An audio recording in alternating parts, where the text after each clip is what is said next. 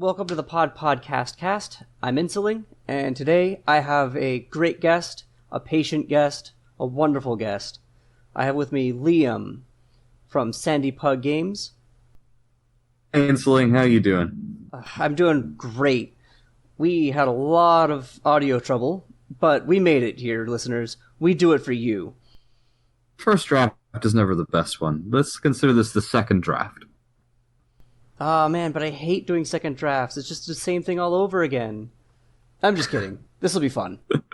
So, tell me a little bit about yourself. Tell me about your friends. Tell me about the man, the myth, the Liam. So, the last time you asked me this question, I rambled a little bit, but second draft. So, I'm Liam. I am the tabletop RPG designer, mainly Pug Games. I am the closest thing the group has to a lead in that I am very coming up with game ideas and taking point on our crowdfunding and promotion and that sort of thing and pulling everyone together. But we work pretty cooperatively, so that's not always the case. Prominently, the game that we're here to talk about a little bit isn't designed by me. It's designed by someone else, but we'll get to that. I've been a tabletop enthusiast for about 10. Pug Games itself is a cool group of diverse creators who range from artists, writers, editors. We have theater people, actors occasionally, musicians. We've got a real diverse bunch of people who work with us to make really cool stuff. It's a privilege to work with them every day. I started the group by myself as a way to create board games primarily, and then pivoted to RPG design when I found out that making board games is very, very, very, very hard. Principally, it's really hard to get it in people's hands, but you get the idea. Oh, definitely. I imagine that a role-playing game or like just a small boxed game is much easier to get into people's hands than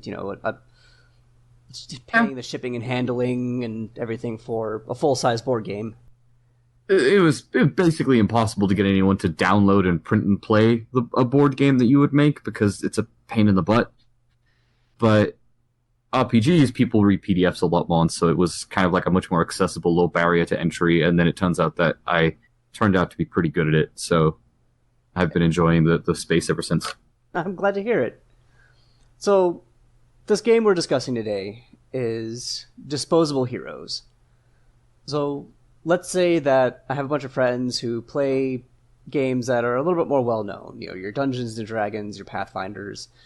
And I say, hey guys, y'all like crawling through dungeons. I like crawling through dungeons. That's definitely the best part of the game. Questionable statement, but let's say it's the true one. Sure.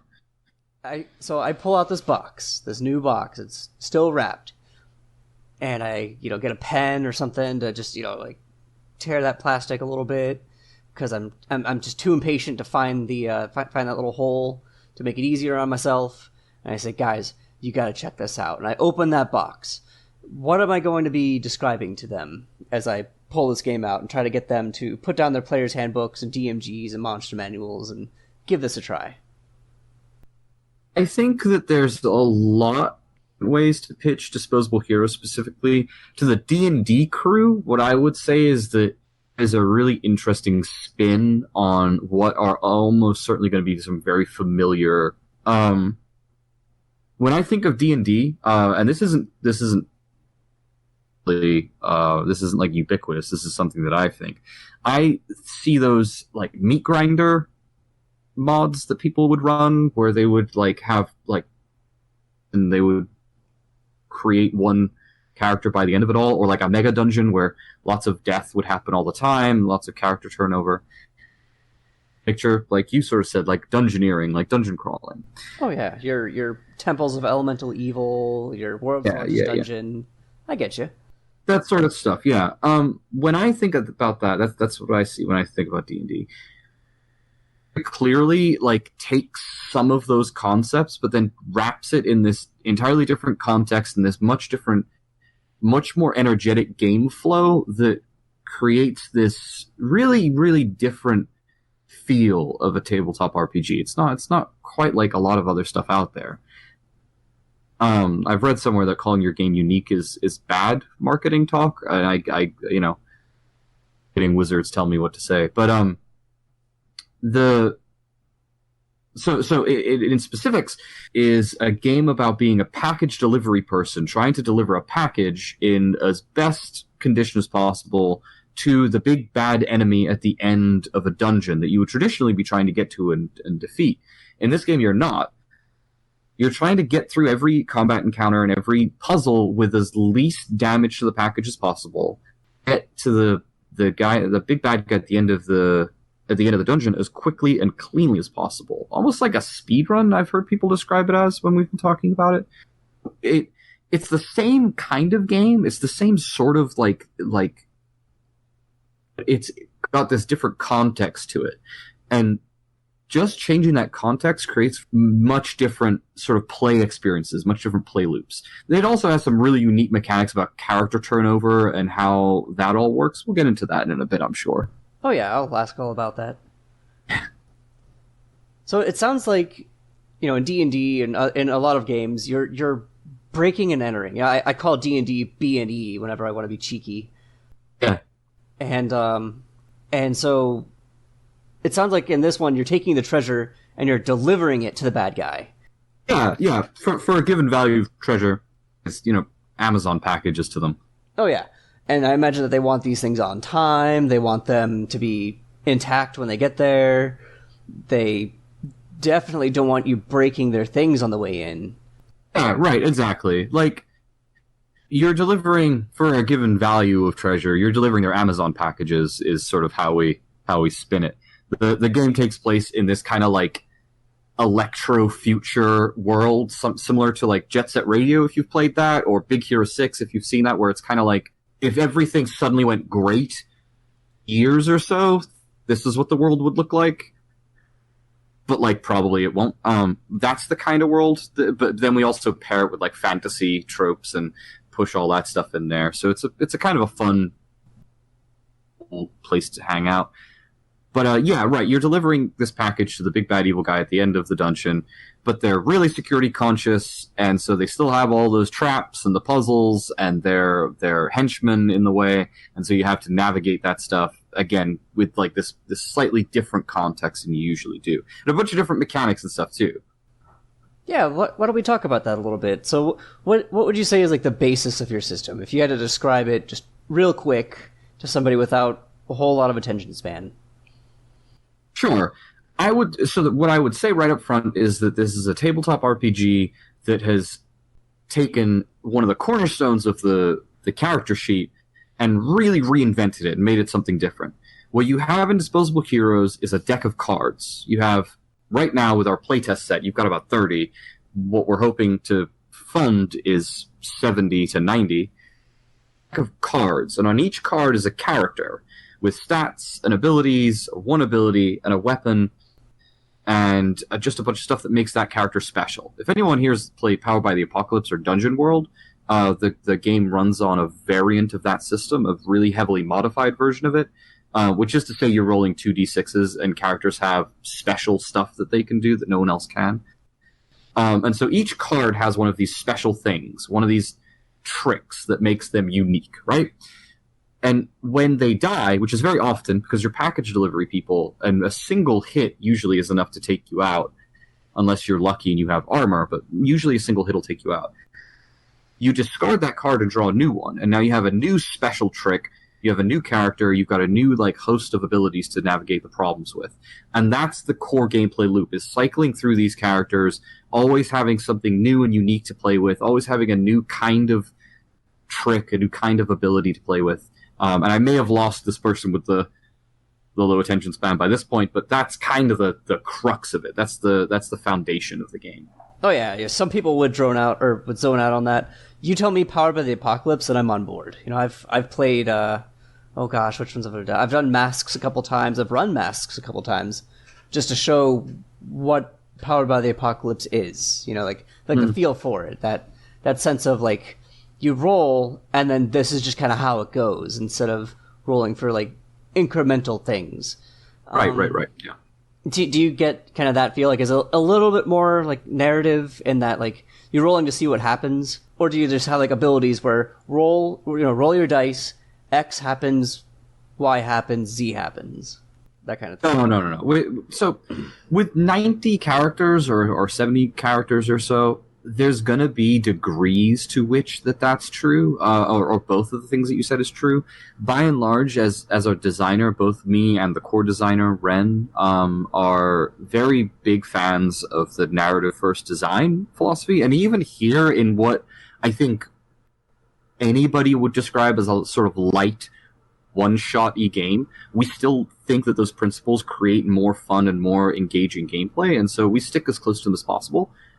That said, there are a lot of characters in the deck that do things that, by necessity, kind of break that mold, in that who are focused around messing around with the deck, the actual deck of cards. There are characters that like burn cards off the top, or characters that mess around with how many you can draw, or use them as armor, or you have like a spy that pretends to be a different character.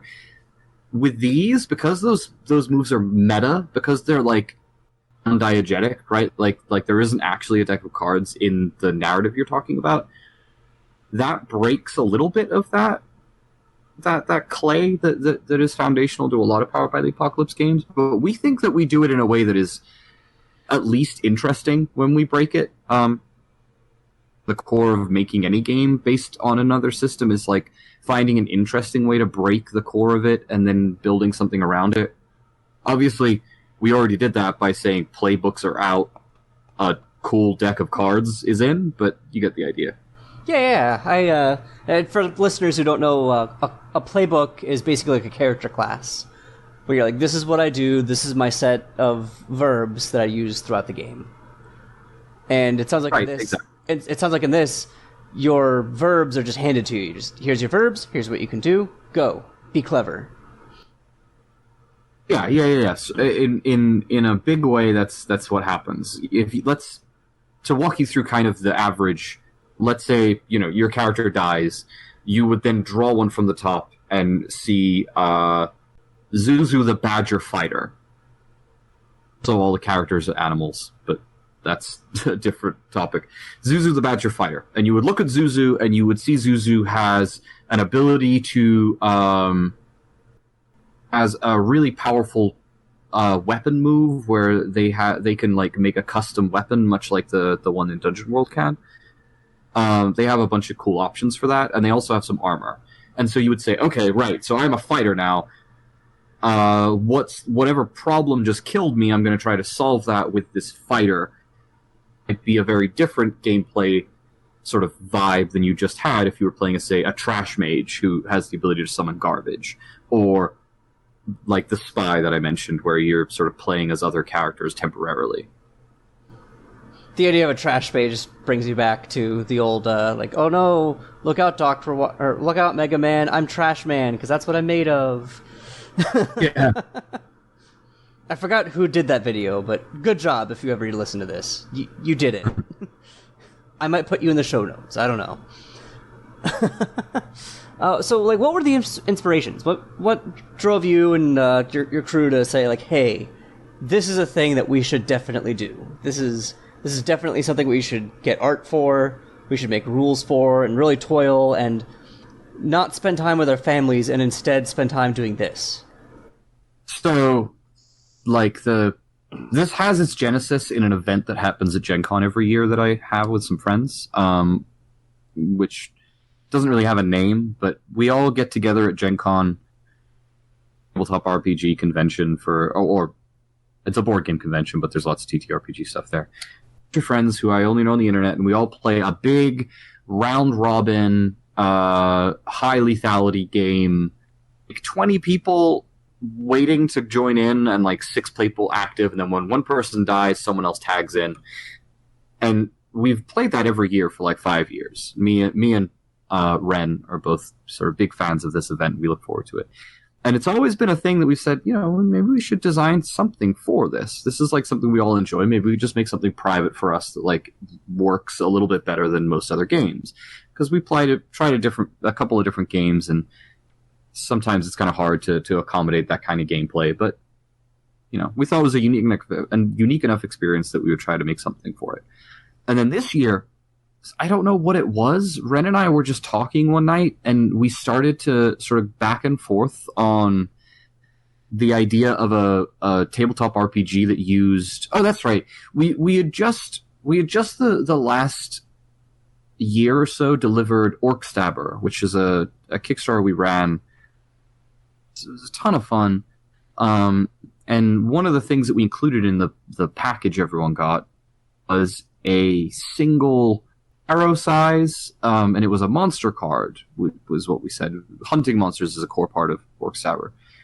Monster cards had an illustration of a monster on them and a little blurb about them. And we loved these cards. They were just sort of really tactile and nice and like fun to play around with and to show off. And they were little works of art, and they were really we could use those in a game. This idea of a game where you would play as animals, pioneers, and heroes who sort of like tried to sort of like make it through dungeons and stuff came about, and we thought that was kind of fun, and that went through a couple of iterations. And then one day we were listening to the Jet Set Radio soundtrack. We're both huge Jet Set Radio fans. It's a formative work in both of our lives, and suddenly it clicked. This theme kind of came out of the mist of hearing. Let's talk about gig economy stuff. Like, let's talk about Uber and let's talk about DoorDash and stuff, because those companies are like running huge parts of our society right now. And I don't think that in the same way that we talk about a lot of other sort of big parts of our world, like it's weird that Shadowrun doesn't have a huge section about gig economies and what have you. The new one might, I don't know. But you get the idea. We were sort of talking about how that might evolve. Satirical, fun idea came about where you're playing as package delivery people, and it all has this funky electro-funk vibe to it, and that's Disposable Heroes. Yeah, I love it. It sounds like Shadowrun, but fun.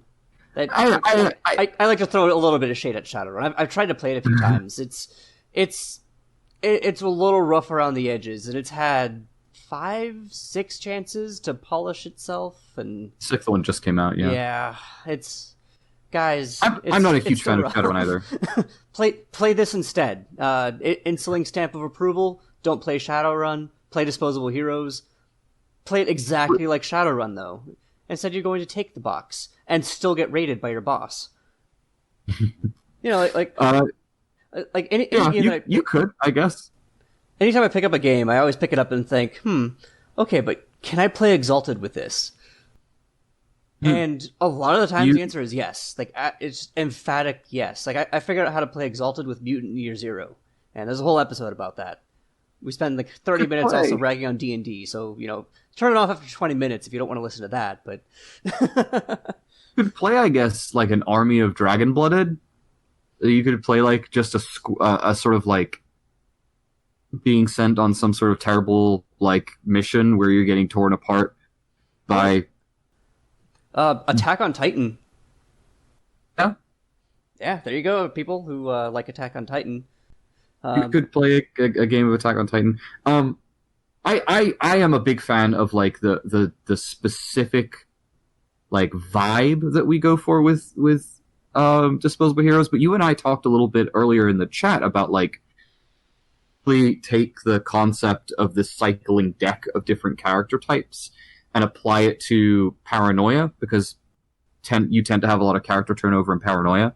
I thought that was kind of a fun idea too. Hacking the system is not something I've spent a lot of time on just yet, so we're trying to get enough money to make the thing first. But it's definitely something that I think the core concept there you could make something with. I mean, decks aren't part of tabletop RPGs more already. I know that things like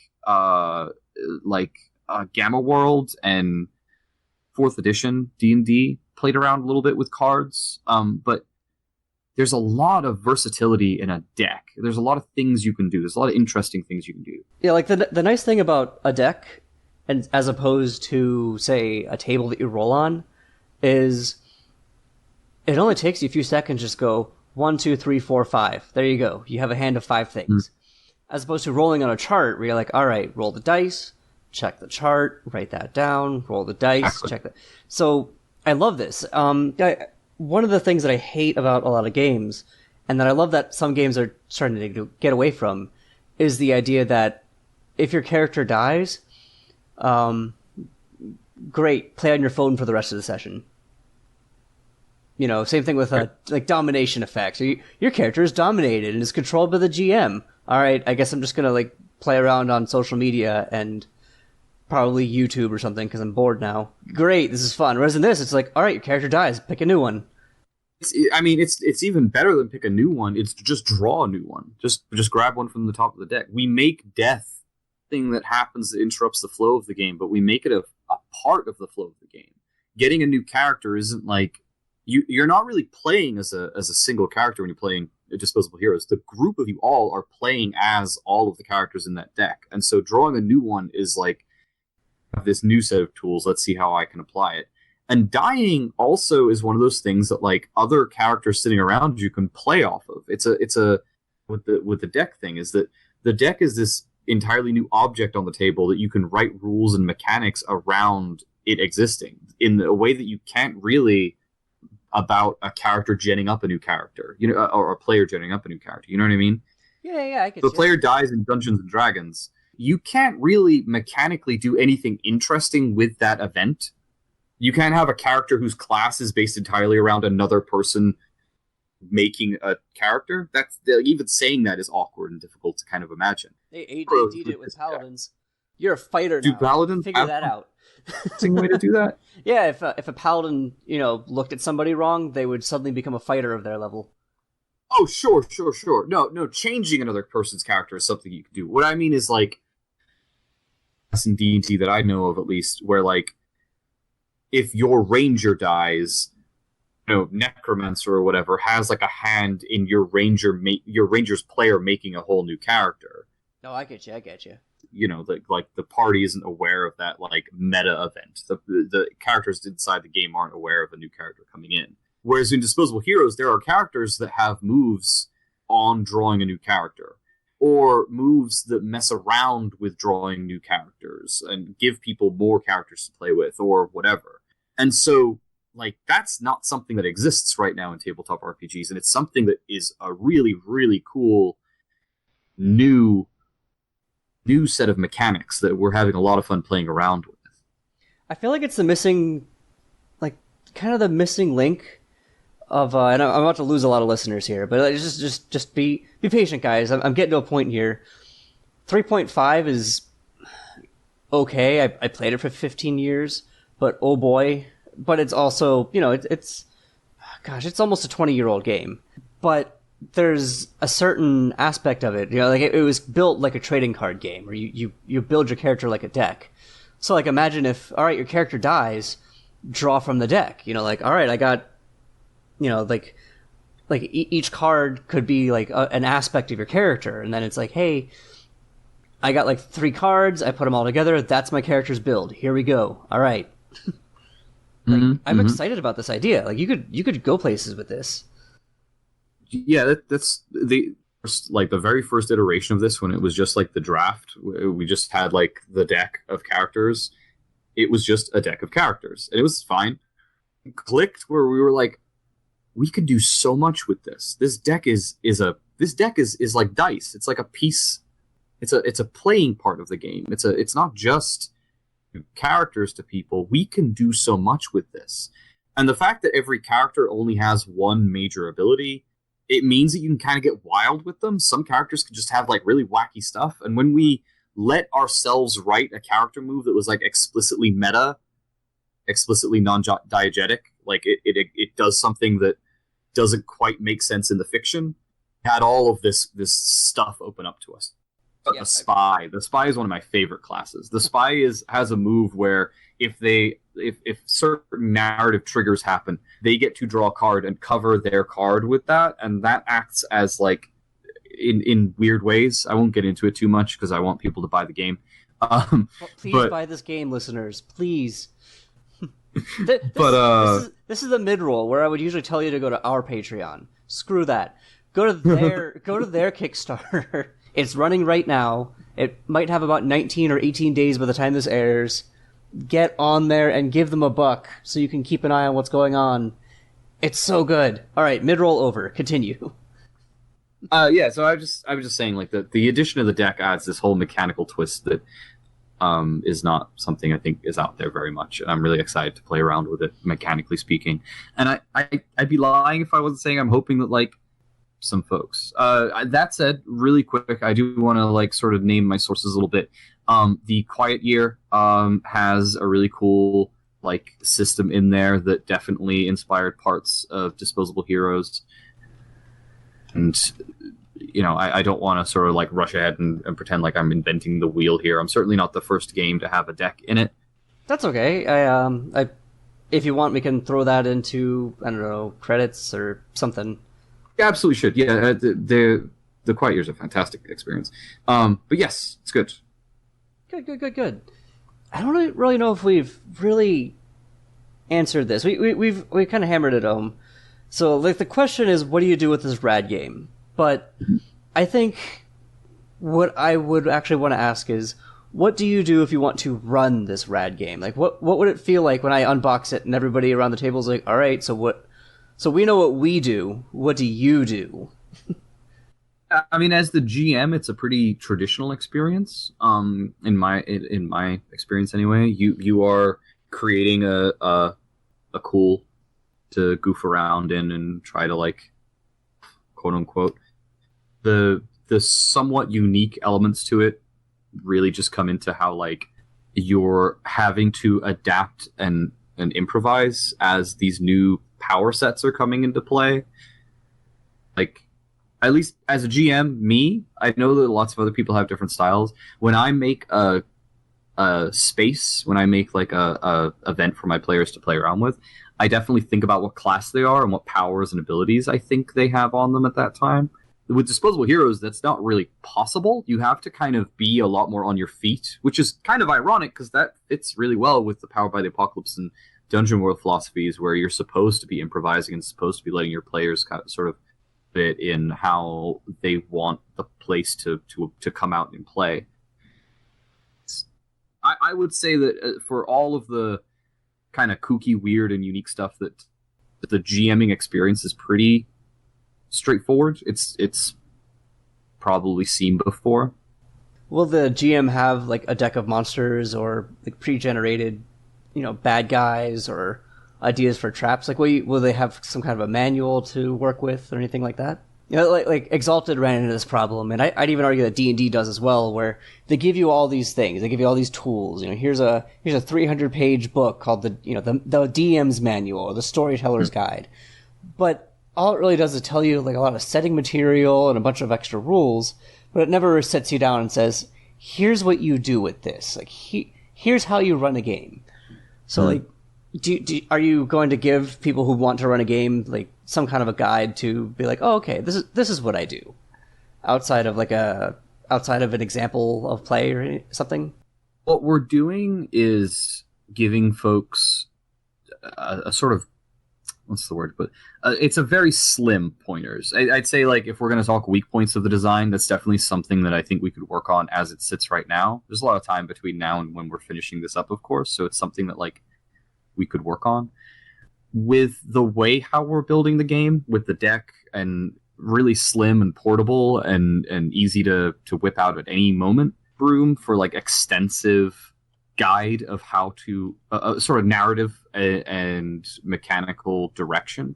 Which is sort of funny because that was a really big and important part of Americana, the last game that I made. That has a whole chapter on media tropes and how best to use certain character archetypes to invoke certain emotions and how best to structure a mystery and various different like writing tools that I went into a lot of detail about how to create a murder mystery and make it a satisfying progression for people to make it through. Disposable Heroes, we didn't go for that for a bunch of the reasons that I just said, but also because it's a one-shot game. It's a game that's supposed to be played maybe a short campaign. Give you the tools. We sort of do what you said about D&D 3.5, where we say what you're supposed to be doing. We give you the tools to do it. We tell you how to create like enemies and what have you in this. And on a lot of the existing advice for Dungeon World, which, like I say, this is functioning on a very highly modified version of. Sponsored by Nobody is kind of like a basic. It's more of like an idea of how to design a game, and then what people do with it. It generally involves just running it off. Like I've seen somebody. I actually played it a little bit. He made an Exalted Power of the Apocalypse. And it was much more mechanical, like you roll, this is what happens. Whereas others are, just roll, and that's just kind of how it goes. You want to roll a fight, all right, just roll your fight roll, and if you do good, then you win the fight. If you don't, then you get beat up a little bit. And if you really roll bad, then oh boy, don't fight people. Right. Don't fight people if you have weak wrists. Insuling's really good advice. Good fight advice. Yeah. I mean, I'm a huge advocate for the thing you're talking about. Like, I think that including large amounts of, is sort of the word that I've used to describe this, in the thing that you're doing. What was that word you used? Media literacy. What I think games should do to a large degree is not just give you a big bag of tools for your own house, or just a list of directions of how to build a house, but like I do think that more games should go into the whys of why you should do this, or why this trope or this monster or this works here, or how best to sort of tug at heartstrings or play around with expectations and that sort of thing. It's definitely something that I'm a big advocate for. I've went to bat for this a lot of the time. It's just not something that I think fits with the sort of design of Disposable Heroes. It's just not like in the form factor almost. It's hard to put that on cards. That's it. I definitely respect that. What you said about monster cards is a really interesting idea, though. Maybe as an expansion, we could do something like that. A set of GM would be kind of a cool thing to make afterwards that comes with just a bunch of stuff. You could sort of you could go into a room and be like, okay, so this room I've written down in my notes that this room contains 2 traps and 3 monsters and 1 social event. So I'm going to draw from this deck, and that creates the room. That would be kind of neat. Yeah, I'll make some ideas for a name for that after we close off here so nobody steals it. I think I have a couple. All right. They're all yours, too. You've heard it here, folks. I'm not going to sue him because he uses my ideas. Because I want him to make this rad game. Maybe we could talk about licensing Disposable Heroes. Just say Insuling helps you do it. That's all I ask for. There you go. A box in pen. It's something that I think that more games should do, and then also it's not something that we're gonna do. I feel you. That would definitely be like a fun thing, like a box set for the customers, or something. Mm-hmm. Do you think that this would be a good way to get people who are new to tabletop role-playing games in? Like, say somebody listened to some actual play podcasts and said, "Oh, that sounds great. Could I bring this out?" And say, like, "Yeah, let's do it a little bit. Let's try it out. See if you like it." I'd say absolutely. I would say absolutely with one caveat. Depends on what aspect of tabletop RPGs that person is highly into. There are elements of RPGs, and I think actual plays tend to highlight these elements a little more than others, which makes sense given their format. But like, Disposable Heroes doesn't have character growth. It has character growth, but of a very interesting kind that isn't really traditional. It doesn't have like the same sort of the parasocial relationship you can build with this like fictional character that's in a lot of role-playing games, and I think is the draw for a lot of people in a lot of role-playing games. A much different vibe. You certainly become connected to some characters as you play, just because they come up often for you, or because you like their character or whatever. I like to tell a story about how like the Badger's voice is the same no matter who plays the Badger. In all the playtests I've run of this game and all the times I've seen it played, everyone puts on the same voice for the Badger. For some reason, everyone knows what Zuzu sounds like, and they act as Zuzu basically all the time, which I think is kind of a neat, weird thing. But it's not the same. Do they talk to each other? Like, have they seen each other do Zuzu, or do they just go, "Oh, Badger character, got it"? Yeah, the latter exactly. No, this I'm a is like Badger. disparate. Is it like I'm a Badger? Honey Badger Do a doesn't little care. hot. Okay, Yeah, a they little do higher. kind of like Okay. a gruff, slightly high pitched voice, but like it's almost always exactly what you're going for there. And then usually it is like that attitude too. It's just kind of a fun thing. You've heard it here, Um, listeners. String but theory is real. We're all connected. yeah, if that's the thing that people are looking for in role playing games, I would say that like you probably want to start them off on something slightly different, something that highlights that as a mechanical core. Okay, that's good to know. If that person is just looking to see what role playing games are all about and are intimidated by a lot of the stuff that goes on in role playing games, I know a lot of people are. Disposable Heroes is really great because it sort of lowers what you have to worry about. You don't have to worry about making a character. You don't have to worry about learning a whole bunch of rules. You don't have to learn about, how to do all of this stuff and how to do all that stuff. You can sit down, you can draw a card, you've got everything you need to know in front of you presented in a really sort of simple, easy to digest way, and then you can get going. So long as you know how to roll 2 6-sided dice and whatever dice your weapon is represented by, you're there, you're fine, you're ready to go.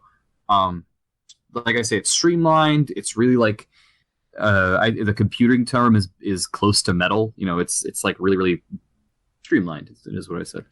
Yeah. I've had people who are new to role playing games tell me that it's a fantastically get into experience.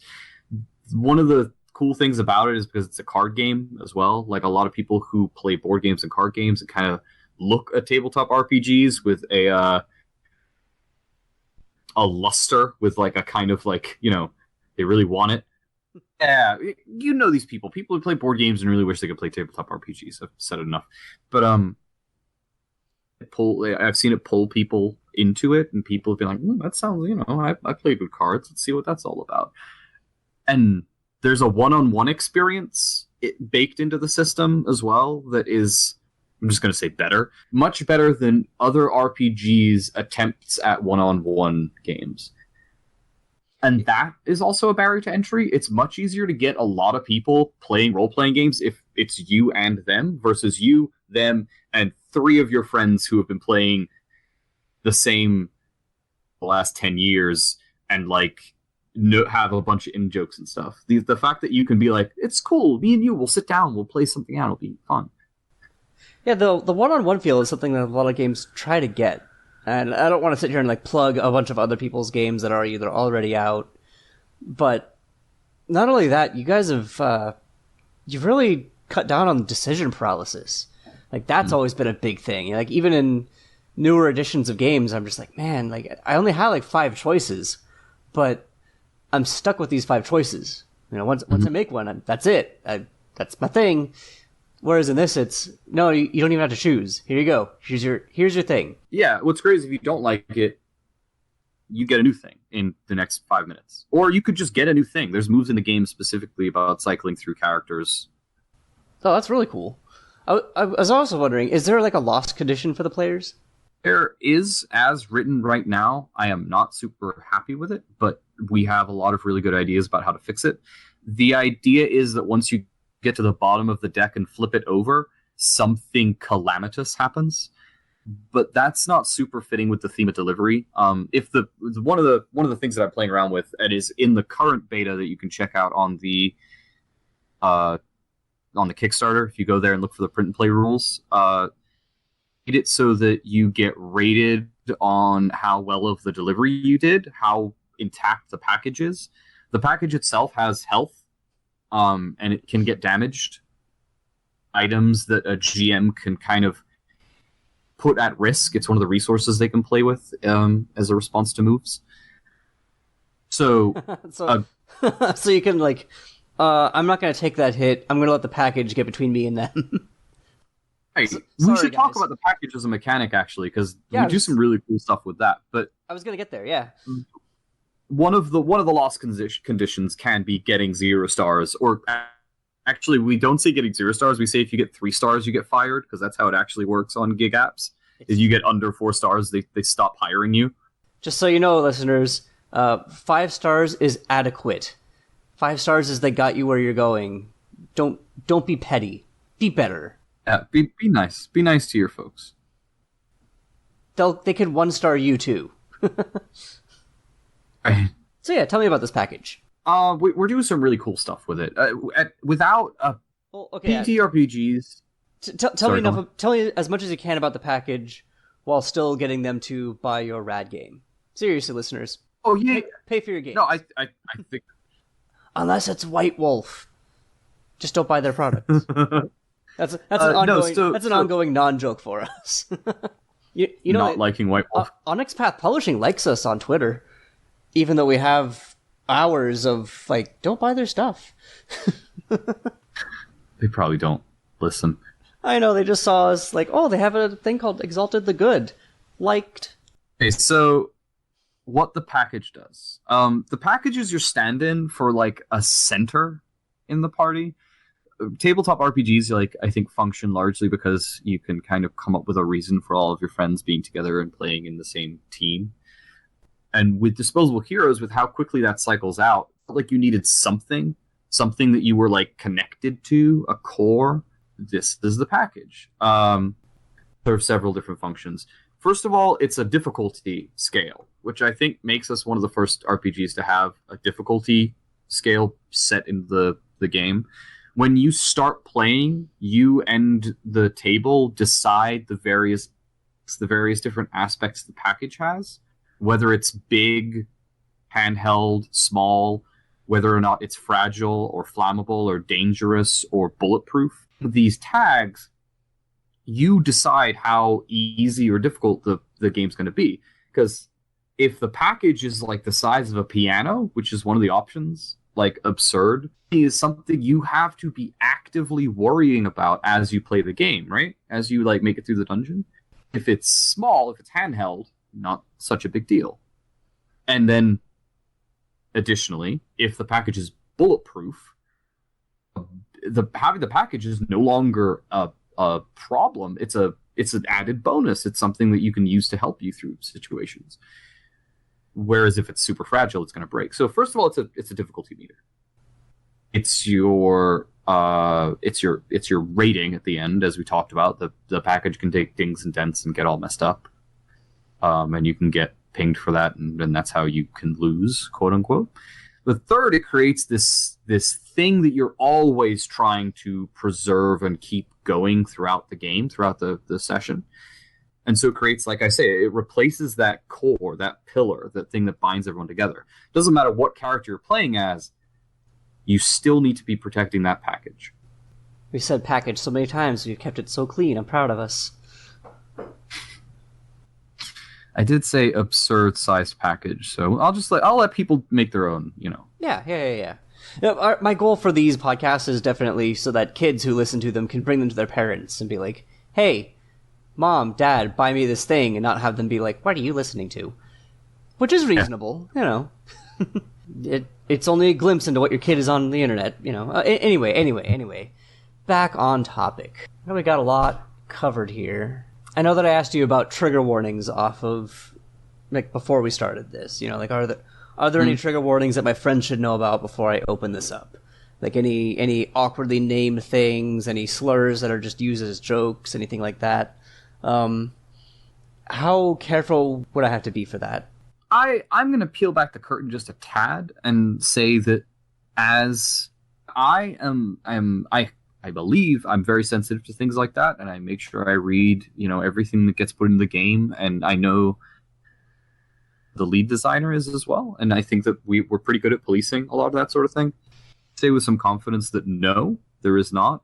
Part of the money from every game that I raise is earmarked for sensitivity readers and people who are more qualified than me to tell me if something's gotten fucked up and work with me. And so that hasn't happened yet because we don't have the money for it yet. List of priorities. So my answer is, to my knowledge, no. And to my active work, no. But also, we'll be paying someone to make sure, no. Awesome. I'm glad to hear it. The 90s was a rough time. I I I know, tried to right? game in the 90s, and I got into it in like the early 2000s, and oh boy, It was it a was dark time for everyone. like, yeah, people had a weird image of what they saw as adult. TTRPGs went through a very similar phase to comic books and stuff at the time, where like everyone was trying very hard to be very grown up in a way that has aged about as well as milk. Like it all seems very gross and silly and juvenile now. But right, like it was a rough time. When we were pretty young, it was pretty easy to be like, I don't know, this seems silly. Yeah. So I'm glad to see that that's gradually getting phased out, and Yeah. it's almost gone. But every once in a while, someone comes in and they're like, "I'm going to corner this market," and it's like, "Oh no, that market closed for a reason, my dude." Yeah. Hey, you were telling me before about that game that you were talking about that had like slurs in it, and I was like, wow, it's still happening? This is still a thing? Yeah, I mean it's an older game. They yeah, it's a You'll still be out here doing it. Like that still happens. yeah, and like a lot of times I think a lot of people just don't realize it. They're like they hear a word and they're like, yeah, that kind of rhymes with another word. I'll put those together. Like that rhymes with dollar. Cool. All right, I'll go with that. And then I like to think that they put the game together. Maybe they don't have the money to hire like a sensitivity group to, to give it some oversight. They release it and then find out, oh no, that thing that rhymes with dollar is like a sacred practice. Oh no, what have I done? It was a somewhat funny like Americana. This is just kind of a tangent, but Americana, for anyone who doesn't know, is in kind of a fantasy 1950s world. And I could talk about that for a very long time, but I'll save you the headache.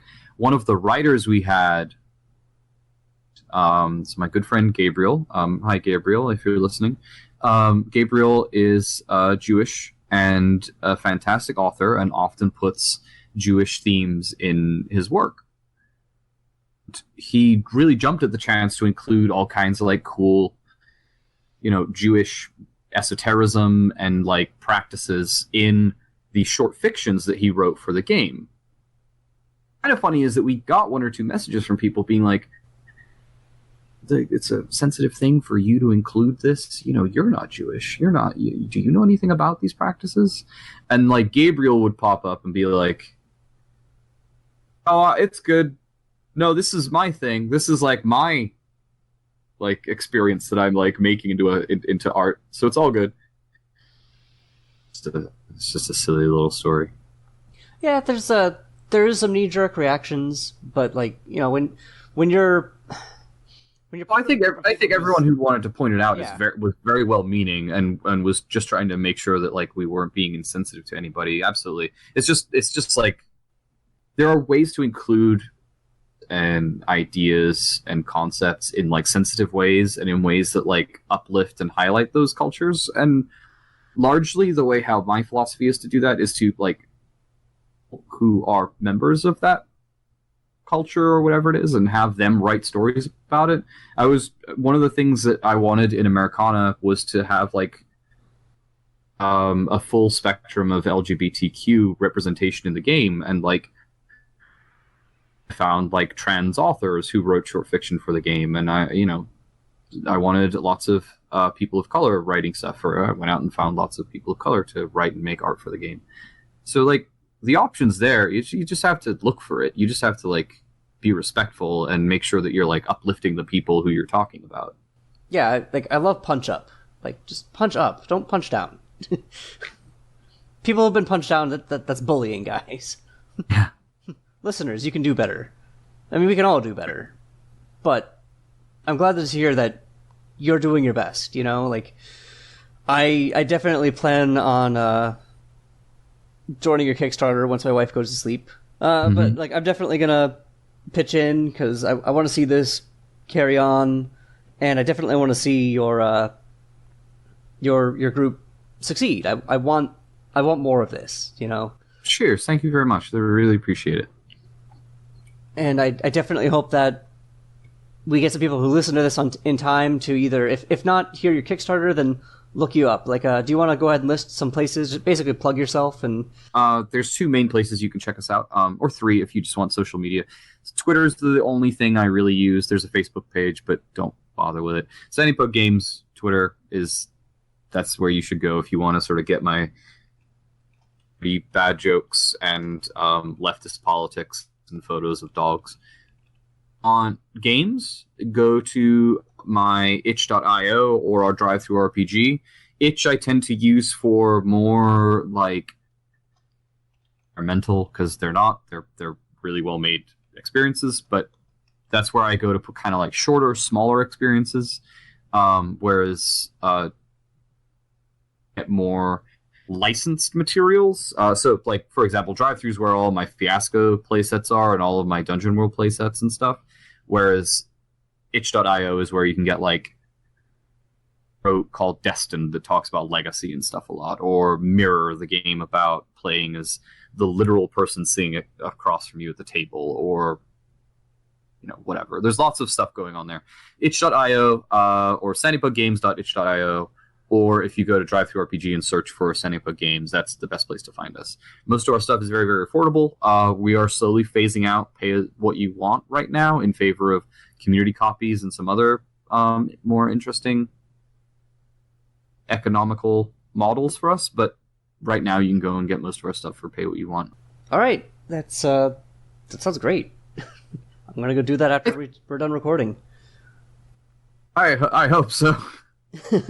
Give this man your money. We also I need it. Yeah, you should give this person your money also, person listening. It's not easy being a podcaster, and they do a lot of really hard work, and without them, like, no one would know about the stuff that I do. So, like, maybe give them $1. Hey, here we go. Plus, they could just take $1. You're the first one to ever do a plug for us. All right. I try to do it on every podcast I go on. I try to sort of say thank you in as much praise as I can. Maybe it's because I used to do podcasting, but, like, art, sure, and that's great, and, like, making the art is good, but also, like,